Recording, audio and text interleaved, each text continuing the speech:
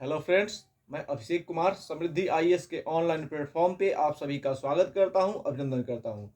दोस्तों, बिहार में सभी नियोजित शिक्षकों को विशिष्ट शिक्षक कहलाने तथा राज्य कर्मी का दर्जा प्राप्त करने के लिए सक्षमता परीक्षा पास करना होगा। दोस्तों, तो सक्षमता परीक्षा का जो डेट है वो आ गया है और ये सक्षमता परीक्षा जो है वो 26 फरवरी से स्टार्ट होगी, यानी 26 फरवरी से सक्षमता परीक्षा जो है वो आप सभी को देनी होगी, सभी नियोजित शिक्षकों को। दोस्तों, तो अगर आपको राज्यकर्मी का दर्जा पाना है तो सक्षमता परीक्षा जो है वो पास करना ही होगा। दोस्तों, इसके लिए आपको 3 मौके मिलेंगे।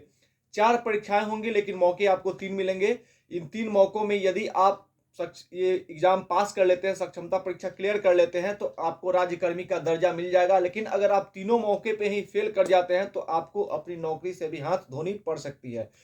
तो दोस्तों, परीक्षाएं 4 होंगी, मौके 3 मिलेंगे। अगर आप पहले ही मौके में पास हो जाते हैं तो आपको राज्यकर्मी का दर्जा वहीं पे मिल जाएगा। अगर नहीं होते हैं तो फिर आपको दूसरा मौका मिलेगा, वहां पे नहीं होते हैं तो तीसरा मौका मिलेगा। और तीनों में फेल हो गया, भगवान ना करे कि किसी के साथ ऐसा हो, लेकिन अगर ऐसा होता है तो शिक्षा विभाग जो है आपको जो है नौकरी से हटाने की अनुशंसा कर सकती है। अब हम बात करते हैं, आज के न्यूज़पेपर में एक न्यूज आ रहा है, जैसा कि सभी शिक्षकों को, नियोजित शिक्षकों को ऐसा डर लग रहा है कि पदस्थापना को लेकर के, कि वो अगर सक्षमता परीक्षा पास कर जाते हैं तो उनका पदस्थापना जो है कैसे हो, क्या होगा। कहीं ऐसा तो नहीं कि गाँव में दे दिया जाएगा, कहीं ऐसा तो नहीं कि शहर में दे दिया जाएगा।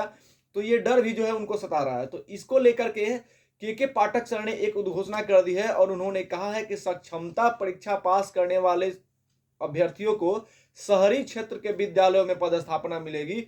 यानी कि अगर सक्षमता परीक्षा वो पास करते हैं तो उनका पदस्थापना जो है वो उनके मेरिट के आधार पे शहरी क्षेत्र के जो विद्यालय हैं उसमें किया जाएगा। ये जो है स्टेटमेंट है के पाठक सर का, बिहार के शिक्षा विभाग के सबसे बड़े अधिकारी, अपर मुख्य सचिव जो है के पाठक सर, उन्होंने कहा है कि मेरिट के आधार पर सक्षमता परीक्षा पास करने के बाद मेरिट के आधार पर जो है शहर के जो विद्यालय हैं उनकी पदस्थापना जो है वहां पे होगी। तो देखिए दोस्तों, आज का जो न्यूज़पेपर है उसमें काफी सरलता से जो है वो इस बातों को समझाया गया है कि कैसे उनकी पदस्थापना जो है वो शहर के विद्यालयों में होगी।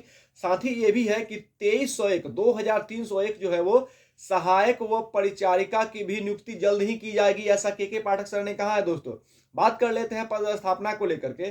तो सक्षमता परीक्षा में उत्तीर्ण करने वाले नियोजित शिक्षकों का पदस्थापन राज्य के शहरी क्षेत्रों के विद्यालयों में होगा, ऐसा उन्होंने कहा है। यह पदस्थापना जो है वो मेरिट लिस्ट के आधार पर होगी। इस संबंध में शिक्षा विभाग के अपर मुख्य सचिव के पाठक सर ने बुधवार को सभी जिलाधिकारियों को निर्देश जारी कर दिया है। इसको लेकर के सभी जिलाधिकारियों को जो है के पाठक सर ने निर्देश जारी कर दिया है। चूंकि नियोजित शिक्षकों की सक्षमता परीक्षा का पहला चरण जो है वो 26 फरवरी से स्टार्ट होने वाला है, तो इसको देखते हुए शिक्षा विभाग ने जो है जिलाधिकारी को निर्देश किया है कि 26 फरवरी से पहले ही जो है आप सभी जो है अपने अपने संबंधित जिले से जो है रेशनलाइजेशन यानी कि चक्रानुक्रम जो है वो संबंधित विद्यालयों से एकत्रित करके जो है आप शिक्षा विभाग को सौंप दीजिए। ऐसा के पाठक सर ने कहा है कि जल्द से जो है जो रिक्तियां हैं उसको चक्रानुक्रम के मेरिट लिस्ट के आधार पर, जैसा आपने पहल में सिलेक्शन किया है तो उसको जो है आप इससे सिलेक्ट करके शिक्षा विभाग को बता दीजिए। साथ ही अपर मुख्य सचिव के पाठक के निर्देश के मुताबिक बिहार लोक सेवा आयोग बीपीएससी द्वारा 2 चरण में आयोजित परीक्षा में सफल 2 लाख शिक्षकों की नियुक्ति हो चुकी है। TR1 और TR2 की बात हो रही है। इसमें करीब 35,000 ऐसे अध्यापक हैं जो पहले से नियोजित शिक्षक थे। तो जो पहले से नियोजित शिक्षक थे 35,000, उनका भी जो है वो सिलेक्शन TR1 TR2 में हो गया है। तो उनके सिलेक्शन से जो 35,000 सीटें रिक्त हुई है वो शहरी क्षेत्रों में भी है और ग्रामीण क्षेत्रों में भी है। तो उनकी रिक्तियों को भी कलेक्ट करके जो है विभाग को दे देना है कि कहां कहां पे जो है शहरी क्षेत्रों में वैकेंट है और मेरिट के आधार पे वहां पे जो है वो वैकेंसी की जाएगी। तो शहरी क्षेत्रों के ऐसे विद्यालय भी जो है खासी संख्या है जहां से शिक्षकों का जो है वो TR1 और TR2 में सिलेक्शन हो गया है। तो विभाग ने सभी जिलाधिकारियों को कहा है कि आप जल्दी से इसका रेशनलाइजेशन लेकर के विभाग को जो है वो सौंप दीजिए। ऐसा सभी जिला के जिलाधिकारी को निर्देश के पाठक सर के द्वारा दे दी गई है। अब बात करते हैं नई बहाली की। तो राज्य के सरकारी विद्यालयों में 2301 सहायक परिचारिका की जो है वो जल्द नियुक्ति होगी, ऐसा के पाठक सर ने कह दिया है।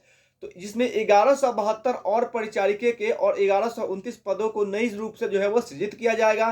दोस्तों, ये एक नया अपडेट है आप सभी के लिए। साथ ही ये भी कहा गया है कि अनुकंपा पे आश्रितों की जो नियुक्ति होगी वो भी इस पे होगी और 50% पद पर जो है वो सीधी नियुक्ति होगी, ऐसा के पाठक सर का जो है वो कल कहना है। शिक्षा विभाग की ओर से जो है कल राजकीय प्राथमिक, मध्य और माध्यमिक और उच्च माध्यमिक विद्यालयों में उपरोक्त पदों के सृजन के बारे में सभी जिलों को जो है वो सूचित कर दिया गया है, बता दिया गया है। और प्राथमिक शिक्षा निदेशक के मिथिलेश मिश्रा ने सभी जिला अधिकारी और जिला कार्यक्रम पदाधिकारी से कहा है कि संबंधित विद्यालयों में राज्य प्रमंडल और जिला वर्ग के जितने भी अध्यापक, प्रधानाध्यापक, शिक्षक, कर्मचारी का सेवा काल में उनकी मृत्यु हो गई, उनकी आश्रितों को अनुकंपा के आधार पर नियुक्ति में 50% पद पर आरक्षित होंगे। यानी कि नियुक्ति पर जो अनुकंपा है वहां पे भी जो है 50% लोगों की जो है नियुक्ति की जाएगी, ऐसा के पाठक सर ने कहा दोस्तों। तो ये आज का अपडेट है। आप देखिए आज की जो पेपर है उसमें मुख्य रूप से ये जो दोस्तों दिया गया है कि सक्षमता परीक्षा में जो है वो पास करने पर जो है शहरी क्षेत्रों के विद्यालय में पदस्थापना की जाएगी। तो ये आज का अपडेट था। इसके बाद अगर कोई अपडेट निकल करके आता है तो आप सभी को बताऊंगा। धन्यवाद।